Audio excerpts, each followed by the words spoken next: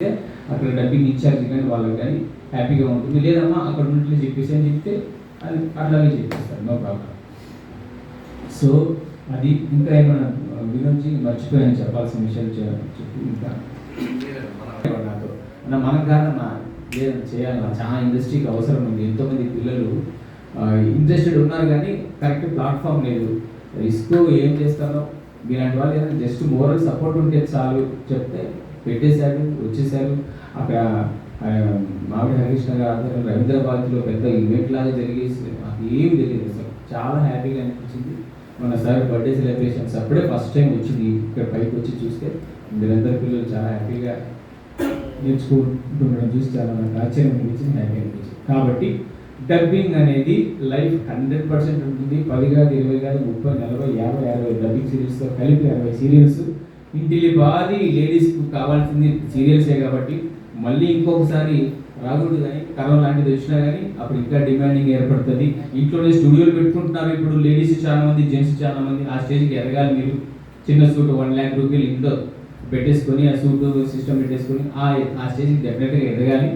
ఒకటి ఇంకొక విషయం, వాయిస్ బాగుంటేనే డబ్బింగ్ ఆర్టిస్ట్ అవుతారు అనేది కాదు. సింగర్కి అవసరమేమో కొంతవరకు, ఎందుకంటే మెలోడియస్గా పాడుతుంటే హాయిగా ఉండాలి. ఎందుకు డబ్బింగ్ ఆర్టిస్ట్కు వాయిస్ బాగుండాల్సిన అవసరం లేదు చెప్తారా ఎవరైనా? Yes, exactly. ఒక పూల ముగ్గురు ఆవిడ ఉంది, ఆ వాయిస్ మెలోడీగా ఉన్నారా? లేదుగా, పిచ్చగతే ఉంటుంది. అమ్మా కొంచెం అన్నం పెట్టంటే అంటది. దానికి వాయిస్ బాగుండాల్సిన అవసరం లేదు కదా. అది లాజిక్ ఇక్కడ. కానీ మోడ్యులేషన్ ఇంకొక ఎగ్జాంపుల్.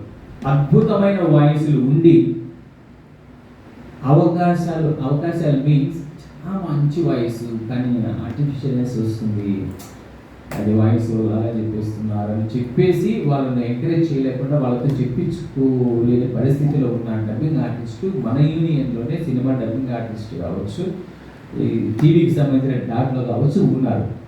వాళ్ళ పేరు బయటకు తీసుకోకూడదు కాబట్టి. అలాగే వాయిస్ బాగా లేకుండా మోడ్యులేషన్, డిక్షన్, ఎవ్రీథింగ్ మిగతా ఐటమ్స్ బాగా చెప్పగలిగి బిజీగా ఉన్న వాళ్ళు కూడా ఉన్నారు.